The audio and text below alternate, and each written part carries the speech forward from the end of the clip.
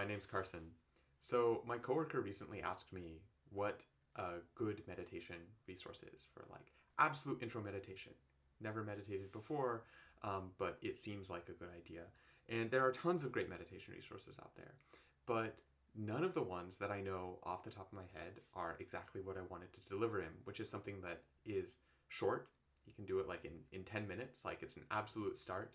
Um, and it bundles in like why are we doing this? Why are we meditating? And also it's the type that I think would work well for him. And I think there's so many teachers out there that are like real teachers, like much better than me to watch. But I don't. But here we go. So what is meditation? At a basic level, meditation is practice with the mind. uh, Anything that you want to change about your reality and your interaction with the world takes practice, takes learning. If you want to learn to run better, you can be, then you practice running. If you want to lift heavier things, you practice lifting weights. If you want the mind to be different and experience the world differently, then you practice with that. And that's what meditation is. So, what are you practicing? That depends on the type of meditation. And there's tons of different types of meditation. Like some of the more common ones are metta, that's practicing loving kindness, shamatha, that's practicing concentration, but also like restful awareness, abiding in stillness and awareness. There's vipassana, that's insight meditation, and that is, I won't go into it. There's a certain way of looking at things. There's deva meditation, where you're like imagining, visualizing, and interacting, and eventually being some deity. There's all kinds of things that you can practice. Um, and why might you want to practice these different things? Why might you want to practice meditation in general? It can help you. It can help with anxiety, is a great one. It can help with guilt. It can help with emotions that you find difficult. It doesn't make them go away, but it can massively change your experience of them in relationship to them. It can bring you in touch with your body so that you just like know what's going on, and that can be really helpful to know if like you're tense, if you're tired, if you're hungry. It can make you more aware of that. Um, and as a Buddhist, I'm going to make the radical claim, which is that um, it can eventually, at some point, help address fundamental suffering and liberate you from the vast majority of stress, if you want. Suffering, dukkha, is the Pali word. Um, so, what is a good thing to practice to start with? I think one great place to start is practicing being awake and relaxed at the same time. And in the modern world, we are being trained to not be this way. The mind is learning to associate being awake with being tense. Like imagine caffeine. Oh, I'm awake. I gotta get things done. I'm energized. Bam, bam, bam, bam, bam. Um, Versus being relaxed with being sleepy, because if we grind and then we're like, all right, now I've got to relax, and okay, I'm just gonna pass out. And it can be really beneficial for these two things to not be associated, and they don't have to be. It is possible to be very awake and alert and energetic and yet very relaxed at the same time. And that's a great thing to practice. So that's what we're going to do.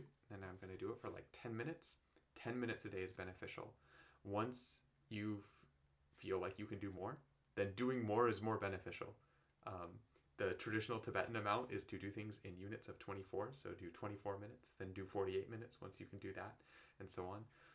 Some people say that half an hour is the magic number, but 10 minutes is way better than nothing. So we're going to do that. First thing that's actually really important that not everyone talks about is just like sitting itself.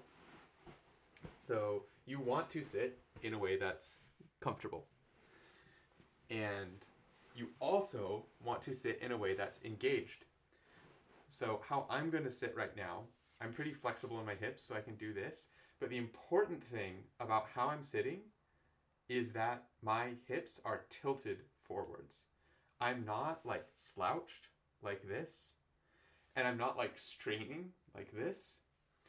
And if I was flat on the floor, then actually like I have to like activate my core a little bit to lean forwards and straight, and like the kind of like most restful position I end up a little bit like this, and that's not what we want. We want the tips to tilt forwards, like boom, and this straightens the spine.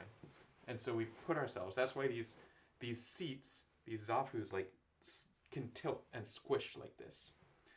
um, that being said, you can also do this on an edge of a chair, and like if you're starting, maybe that's what you should do, is just sit in a chair, um, like a goddamn American, and yeah, have your legs out straight in front of you. Maybe don't sit into the back of the chair, because part of this is you want the spine engaged. Like you want the spine to just like naturally be sit, and you want to be kind of naturally engaged.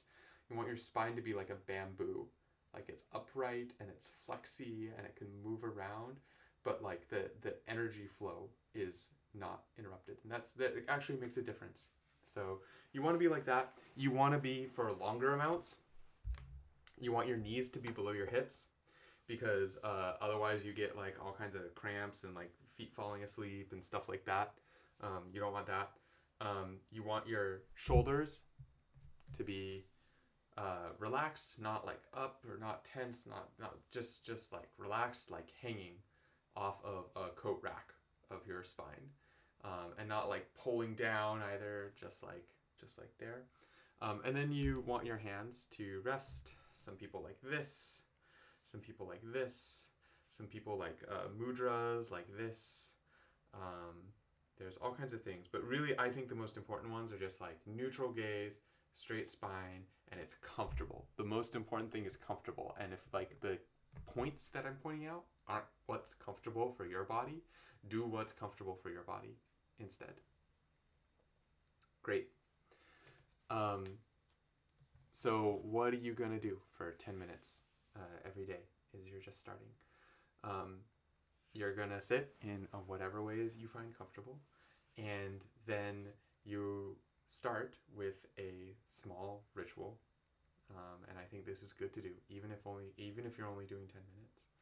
And the first thing is just like have some kind of gratitude, and there's plenty to be grateful for. Like notice like, oh, I am grateful that I get to rest. I'm doing this to care for myself, and I have time to do this, and I'm in a comfortable space, and there's nothing that is, I'm not in immediate danger, I'm fed, whatever.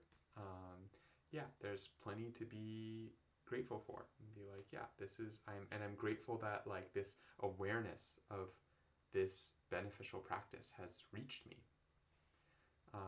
And then set an intention. So being like, yeah, I'm gonna sit and meditate for 10 minutes, and this is why I'm doing this. Like, think to yourself, this is why I'm doing this. It's because I have noticed like awareness of suffering is a common reason, right? Like I've noticed that my mind is not at rest and it's bothering me, and I want to help. And just like that intention is by itself powerful. I want to give my mind a break. I want to give my body a break to just like be here and be awake. And I believe that this will help me. This will help train my mind to be better in the future. If you believe in enlightenment, that's a great intention. I intend to get enlightened no matter how many lifetimes it takes me, and to come back and help and enlighten all beings so we can alleviate all beings of suffering. That's the big religious one, but you don't have to have that one. All right, I'm going to talk through the types of things that I might pay attention to in a 10-minute sit, and we're going to start. So yeah, first thing, gratitude.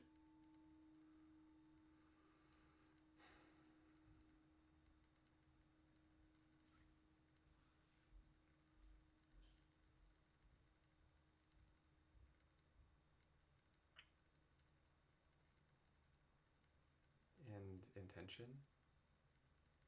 Why why are you doing this? And it's probably to help. Probably it's a good intention. It's to help you. It's to help your interactions with others. That's a good thing to do.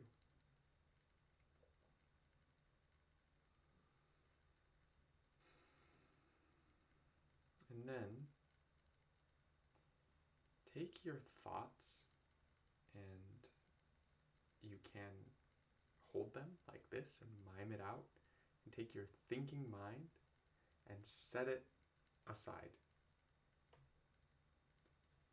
And you cannot stop your thoughts. That's not what's happening. But you can just set them aside, let them do their thing, let them run, let them spin, and bring your attention to what is in front of you. Simple presence. You can close your eyes. Some people find it easier to start meditating with their eyes closed. Some people like their eyes open. And then notice your breath.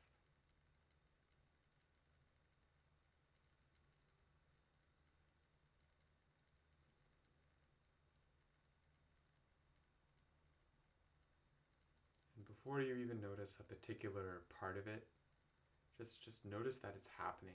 It's there. It's here.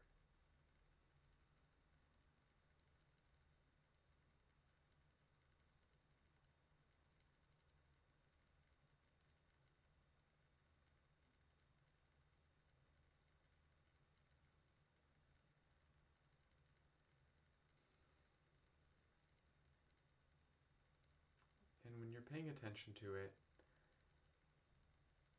it can be easier when you're just starting to pay attention to a really small part of it, like the feeling of the breath on the tip of your nostrils.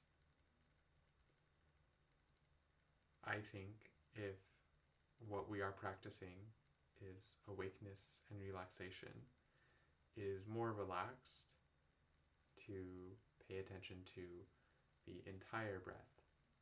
And if at first that's hard, just like notice it coming in and sinking down to your diaphragm, what that feels like, the feeling of it.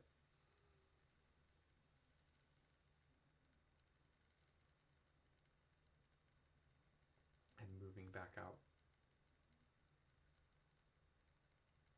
And just notice in this whole space of the body, the breath moving through.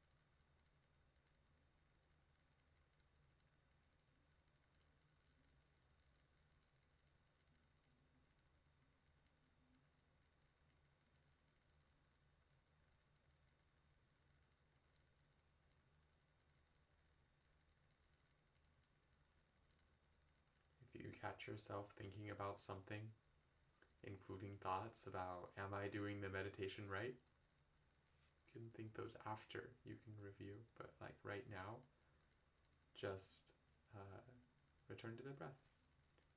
You don't have to stamp the thoughts out.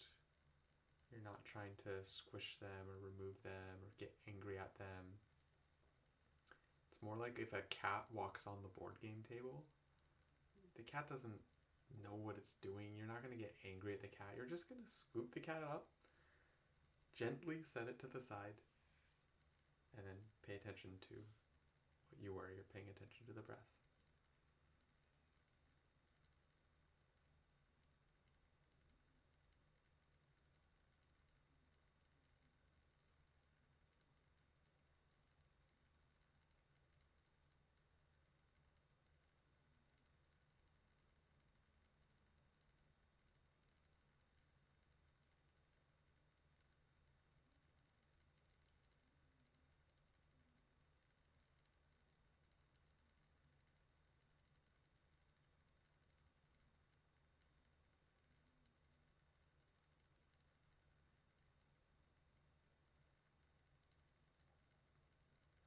notice yourself gripping or clenching or tensing your brow or anything like that. Just let it relax and turn your attention back towards your breath.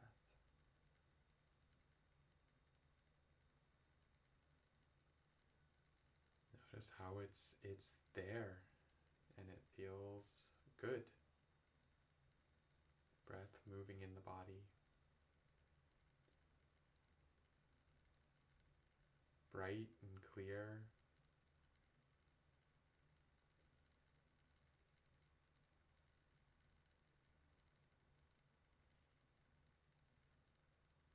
In space.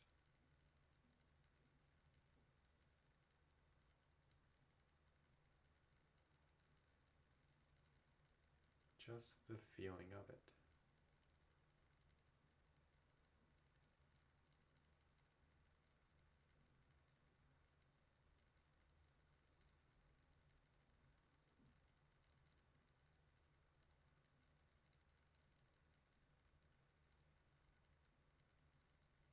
We're not labeling anything. We're just noticing the movement and feeling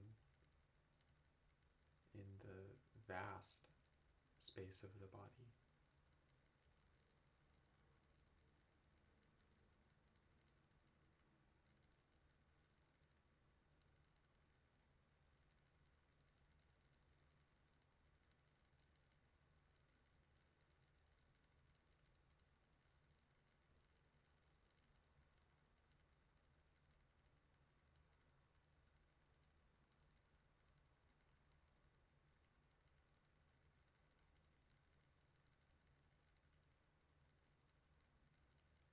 Undeniable and present.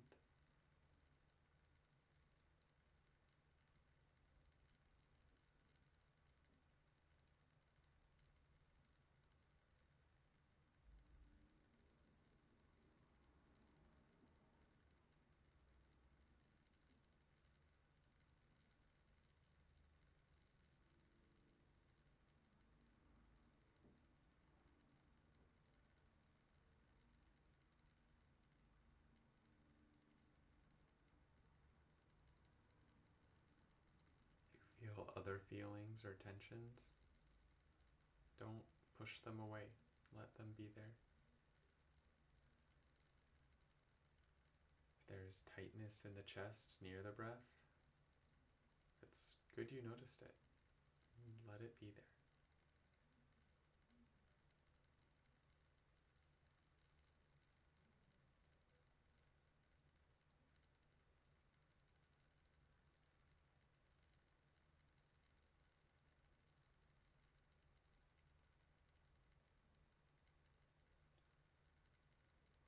If you find yourself thinking,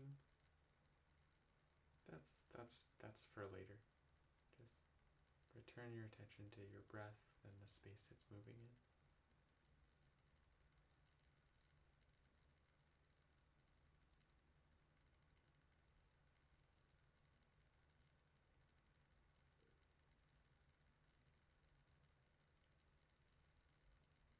Not the idea of it, the feeling of it.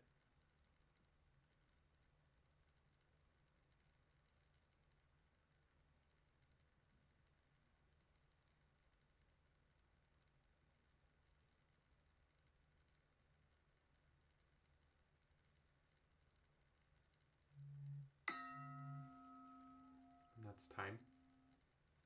I'll ring my little gong thing too.